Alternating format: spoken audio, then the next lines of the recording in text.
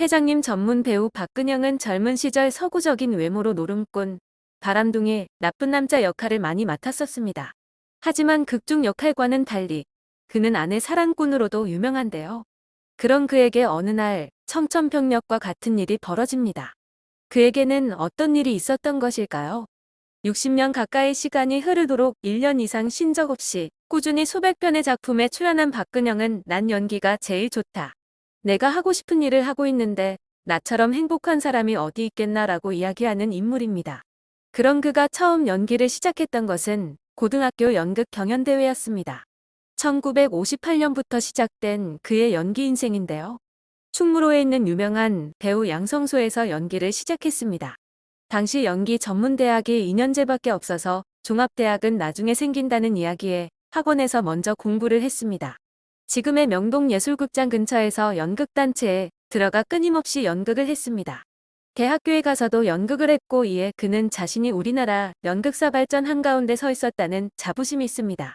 그러다가 1963년 KBS 공채 탤런트 3기로 데뷔한 이후 대략 1969년부터 본격적으로 두각을 드러내기 시작했습니다. 박근영은 당시 이정길과 더불어 1970년대 MBC 멜로드라마의 간판 남자 배우로 활약합니다. 하지만 박근영의 연기력이 처음부터 좋았던 것은 아닙니다. 심지어 과거 박근영은 연기를 못해서 방송국에서 쫓겨났고 너무 괴로운 나머지 해서는 안 될 시도를 한 적이 있었습니다. KBS 공채 탤런트 3기로 뽑힌 1년 후 연기를 못한다는 이유로 KBS에서 쫓겨났었어요. 연기를 하고 있지만 아무도 불러주는 곳이 없었기에 너무 힘들었던 나머지 이곳저곳 약국을 돌아다니며 모은 30알 정도의 약으로 해서는 안 될 시도를 했어요.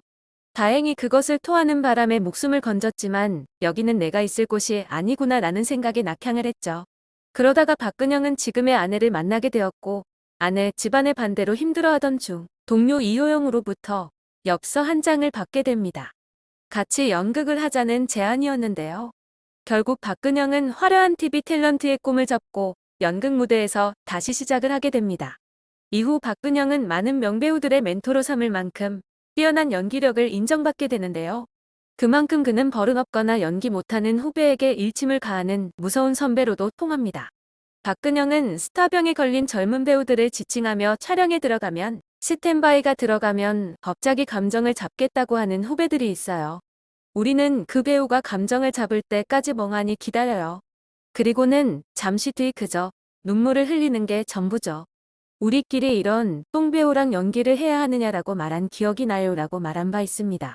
이에 박근영은 연극학도 시절의 연출이나 선생들이 연기를 못하면 에라 똥배우 같은 놈아 그러면서 발길질을 하곤 했어요. 그래서 이야기를 했더니 엉뚱하게 알려졌어요.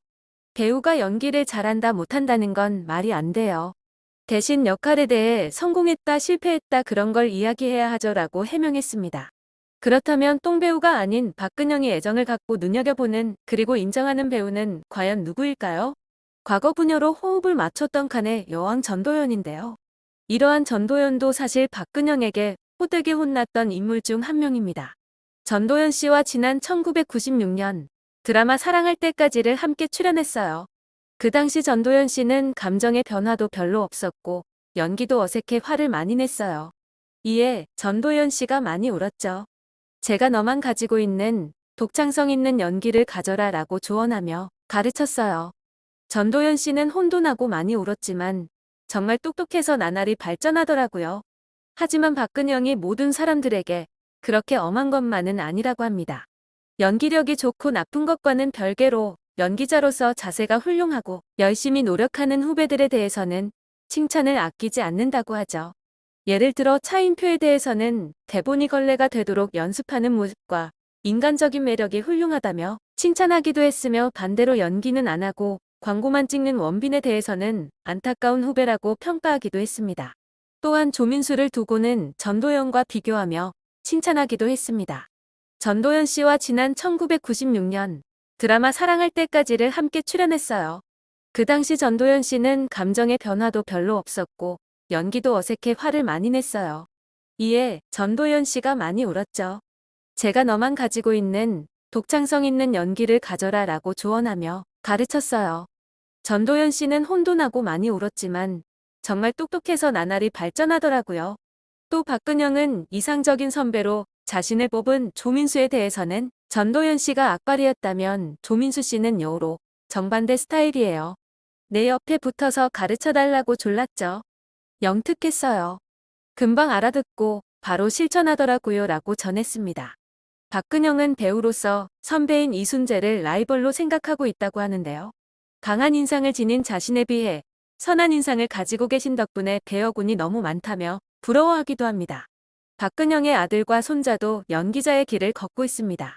아들은 윤상훈이라는 예명으로 활동 중입니다. 하지만 처음에 연예계에 발을 들이려고 했을 때 아버지 박근영으로부터 드라마처럼 호적에서 파버릴 거다라는 소리를 들었다고 하죠. 가수의 길을 걷다가 연기자의 길로 전향한 그는 예명을 쓴 것도 배우 생활에 전념하겠다는 의지 때문이었습니다.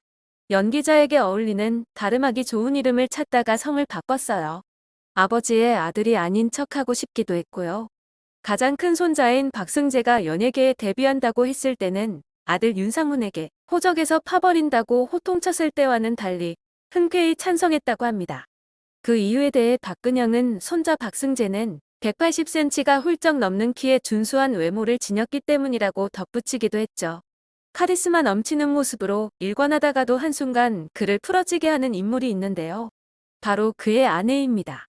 그런 그의 모습을 잘 보여주었던 것이 예능 프로그램 꽃보다 할배였습니다. 극중에서 재벌 회장 역을 주로 맡아 카리스마 넘치는 모습을 보여주었던 것과 다르게 노트르담 성당에 가서 감동받고 갓 항암 치료를 마친 아내를 위해서 여행지의 멋진 풍경을 찍어서 보내주거나 매일매일 안부 전화를 하는 등 의외의 로맨틱 순정남의 일면을 보여주었습니다. 박근혜와 아내는 고향 선후배 사이였습니다. 박근영은 당시 아내와의 결혼이 어려움에 부딪히자 낙담한 나머지 부모님의 음식점 일을 도우면서 술로 7개월 정도 세월을 보냈다고 합니다. 그리고 박근영은 결국 아내 이경자와 결혼식을 올리게 됩니다. 그런데 후에 박근영의 아내가 암에 걸리게 됩니다. 지난 2009년 위암 수술을 받았고 다행히 재발하지 않았다고 합니다. 아내의 암이 재발이라도 할까 매번 가슴을 졸여왔어요. 이제 5년 졸업 끝이에요.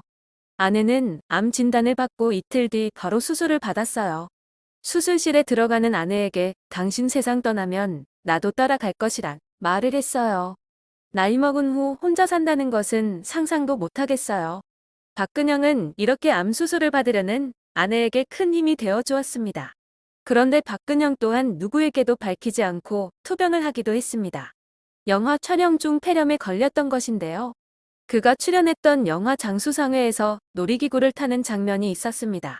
박근영은 놀이기구 타고 다음에 병원 장면이 있어서 병원에 가서 감기 기운이 있어서 진찰을 받았어요. 해보니까 내가 폐렴에 걸렸더라고요. 그래서 병과 2달 이상 싸우느냐고 아무도 모르게 해야 하고 알면 서로 난처할 것 같아서 그런 어려움도 있었는데 어쨌든 다 이겨냈어요 라고 털어놓았습니다. 이렇게 오랜 시간 자신의 연기에 대해 끝까지 책임을 지는 인물이기 때문에 그로부터 크게 혼났던 배우들도 그를 존경하고 믿고 따르는 것이 아닌가 합니다. 카리스마 넘치는 재벌 회장부터 서늘한 킬러까지 수십 년간 폭넓은 연기 스펙트럼을 펼쳐온 배우 박근영의 앞으로의 날들도 기대하겠습니다.